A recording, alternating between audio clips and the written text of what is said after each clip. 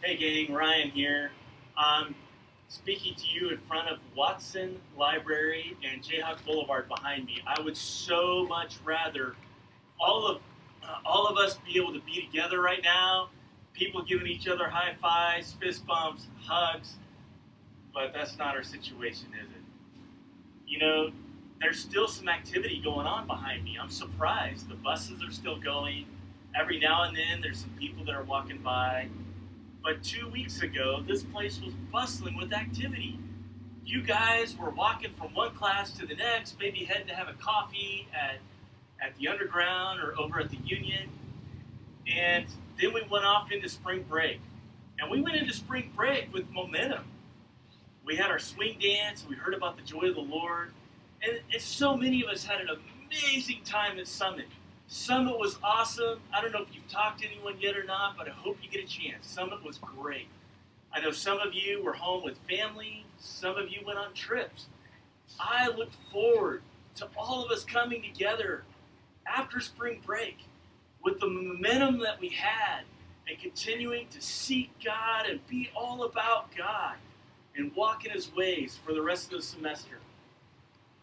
But then this virus thing happened, right?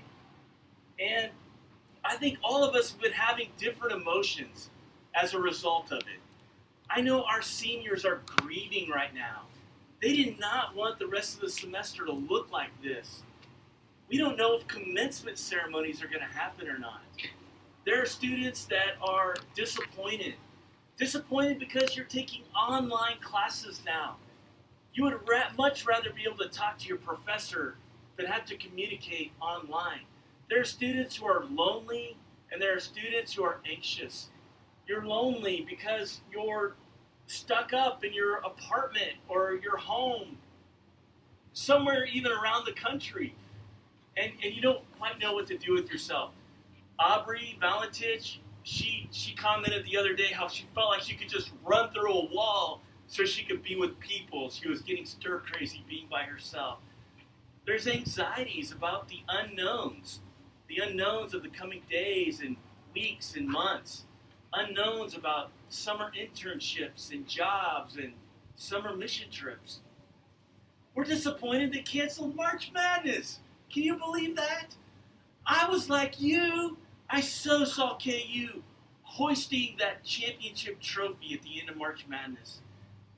What do we do with these different emotions that we've had? Maybe some of you, you're kind of excited. You're loving the adventure of this change and what can happen moving forward.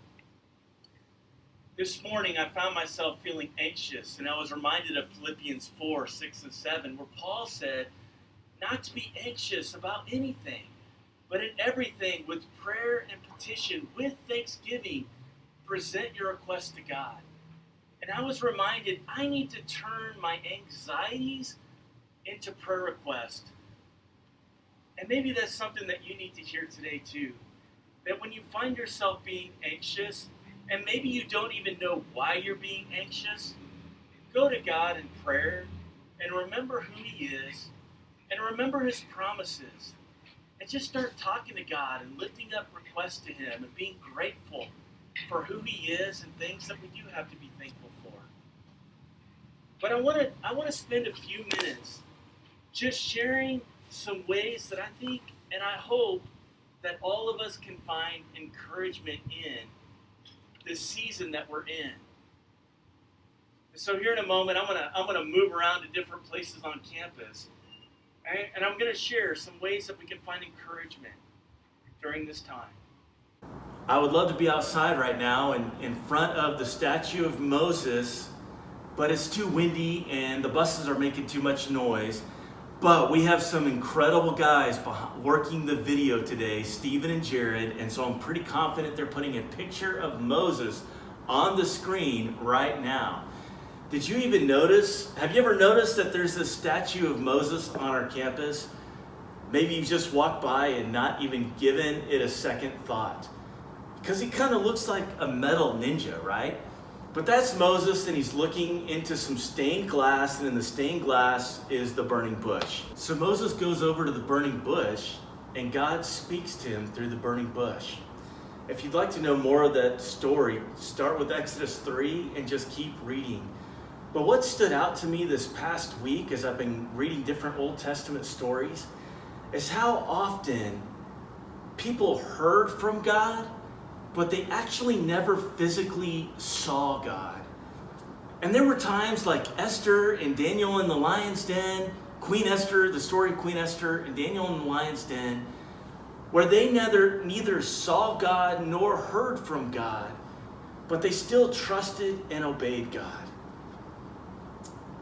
And then I was reminded of these words that God spoke to Joshua, who was the leader that followed Moses. And God told Joshua, I will never leave you nor forsake you. And that's something that God spoke in the Old Testament, but then in the New Testament, in Hebrews chapter 13, verse 5, he quotes that same verse to those of us who are now children of God, who are every bit or more valuable to God in his sight as being his children. The writer of Hebrews also takes that promise and applies it to us and says that God will never leave us nor forsake us. And then he goes on to say how he can confidently say, therefore the Lord is my helper. And as I think about the season that we're in, some of you are cooped up in apartments or back home with your family, and how that truth applies to us today. That God has promised to never leave us nor forsake us. And that just like people in the Old Testament where they didn't see God, but some heard his voice. But then there were those that didn't see God or hear God, but they still trusted and obeyed God. And I just want us to remember that maybe we're by ourselves in the apartment or the home, wherever we're at. We're not really by ourselves because God is with us. He's promised to never leave us nor forsake us. I'd like to give a challenge or an encouragement to each one of us over this season that we're in. Would you lean into giving time to hearing from God and his word? Perhaps just like Moses had to go to the burning bush to hear God speak to him, that maybe God has something that he's wanting to say to each one of us. But in order for us to hear what he has to say to us, we need to open up his word. For me, I would struggle at times when I'd open up my Bible not knowing where do I want to read. So something that's helped me is coming up with a Bible reading plan. I'd love to help you out with that. If you're struggling to not know where to read next, I'd love to suggest some different Bible reading plans that you can go to. In your family groups, maybe someone in your family group has something that's worked for them that they could share with the rest of your family group. But later in your family groups, I'd love for you guys to share what has been encouraging, what has been challenging for you to read the Word. And you guys can just share with each other how God has been speaking to you through his Word as well. So one way we can find strength during the season that we're in, no matter what we're feeling, whether it's disappointment, anxiety, loneliness, whatever it might be, is that God is with us. That when we turn to God, we can find peace within, even though there's chaos around us. We heard a few weeks ago how happiness is a result of circumstances, but joy is a byproduct of knowing God. So just know, God is with you. And then a second place we can find strength is knowing that the mission of God continues. Jesus said how his Father is always at work. God is at work in the situations that we find ourselves. God is always at work. He's not going to stop.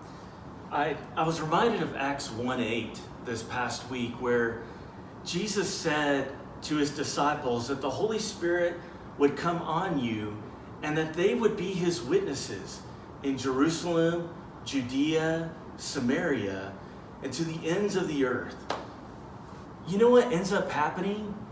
It's not until Acts chapter 7, when Stephen is the first Christian who's killed, that in Acts 8:1, the believers are scattered. Do you know where? To the region of Judea and Samaria. They're worded in that order. And then it's in Acts 11 where we see them going more to the ends of the earth as they witness to Gentiles. But notice it took hardship and persecution that finally led to the disciples and other believers being scattered to other areas. Could it be that in God's sovereignty, that he's using this virus to scatter us to other places that we might not have otherwise been had we not faced this virus situation that we're in? And so my question is, who are the people that God is laying on your heart, or who are the people that are around you? Maybe you're with family members, or you have more time with roommates that you might not otherwise have had. But who are the people around you, or God's laying on your heart that he wants you to be a witness to? I've already noticed some good things in our own family. We're having more meal times together as a family because we're not rushing one child or another to the next activity that they have. We're getting some more conversations with our neighbors because they are stuck at home as well. And so just yesterday, we were all outside having conversations.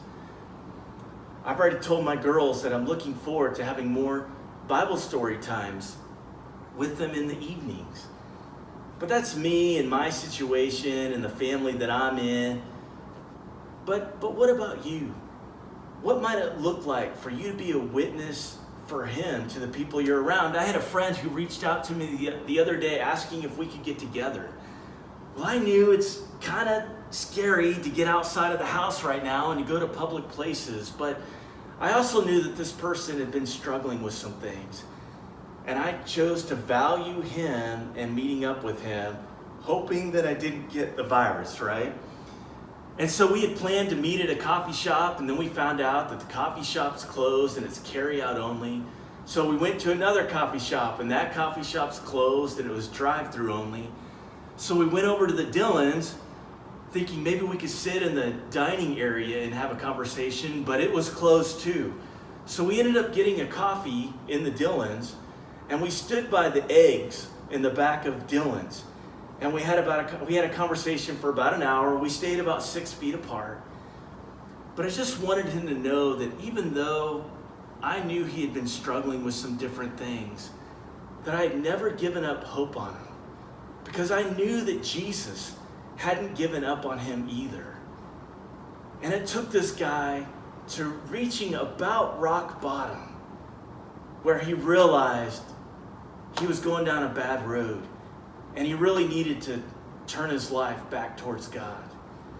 And I just wonder, are there people in your life that God is calling you to remind them of his love for them? Or to remind them that God is patient with each one of us? That God has never given up on each one of us? Maybe he wants you to be a witness, to share how God has been working in your life with them. Discuss as a family group, who are the people in your life that God is leading you to be a witness to?